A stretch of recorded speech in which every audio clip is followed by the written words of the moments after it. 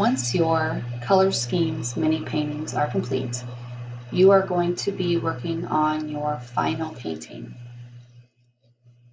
For this part of our project, we are going to be looking at an artist by the name of Mondrian and looking at his work over the span of his life and taking inspiration from his style.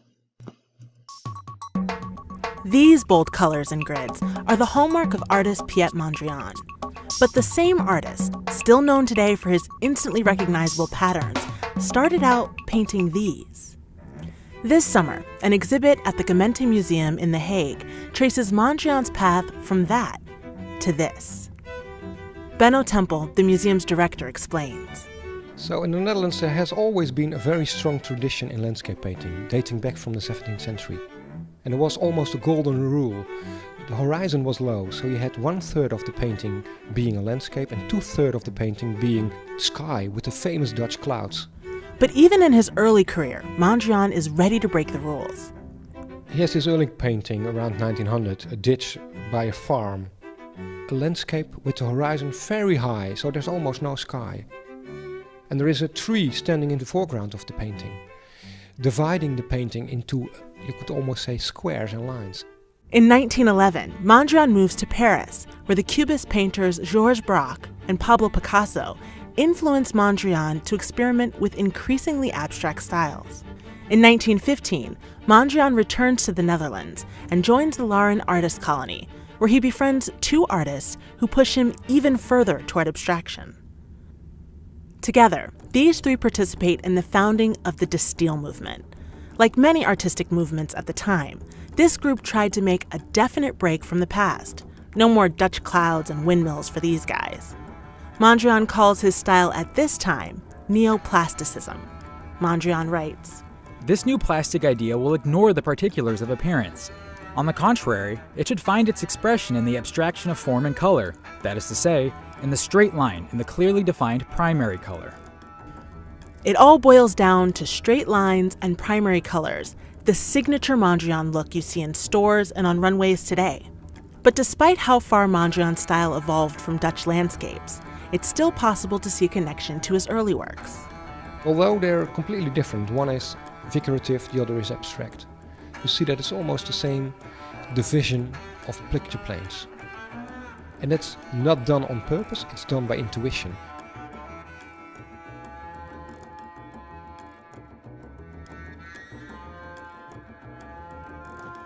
Now that you have learned a little bit about Mondrian, you are ready to get started on your assignment. You will need to check in with me to get your instruction sheet. And step 1 will be to pick your color scheme.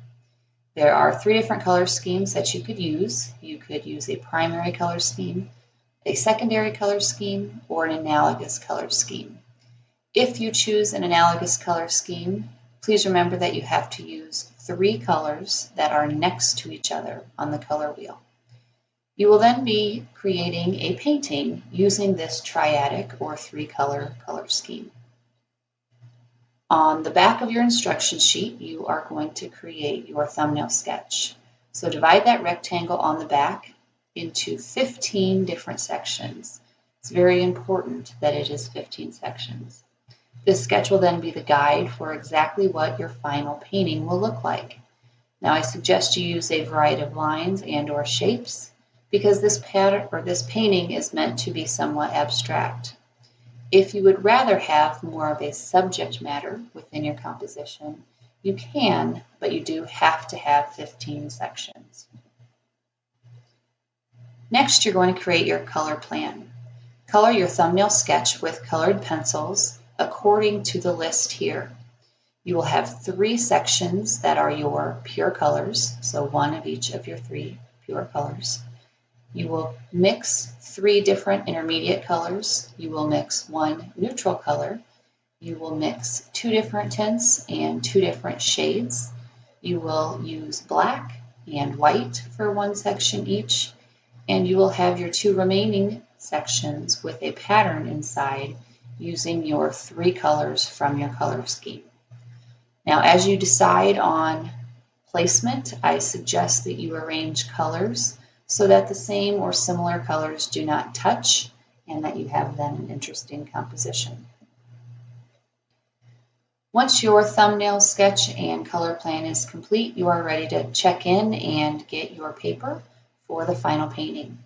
You will draw your thumbnail sketch to scale to fill the paper.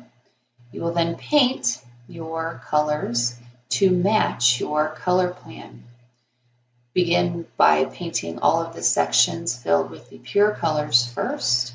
That includes your 2 sections that have pattern.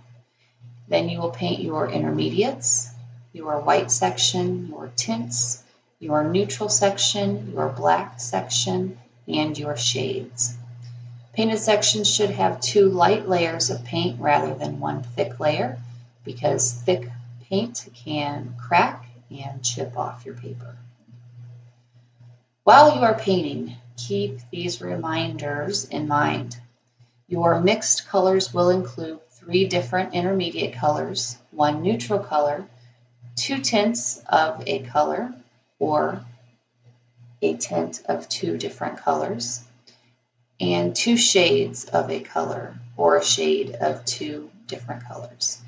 It is a lot easier to make 2 different tints of a color than it is a shade. Please mix your paint thoroughly with a craft stick. Do not use your brush to mix paint that overloads your brush with paint. Please clean your brushes thoroughly between different colors and make sure you place them on a dry rag when they are not in use, because brushes sitting in water is really bad for the handles. When your palette needs to be cleaned, you will clean it by rinsing it with water and wiping it with a sponge. At cleanup time, if you need to save the paint that you have in your palette, you will just need to get a damp paper towel and place it in the center of your palette and put a palette lid on top. Now, there are different times in this process that you will need to check in with me. So if you are unsure at any point of what you need to be doing, just ask.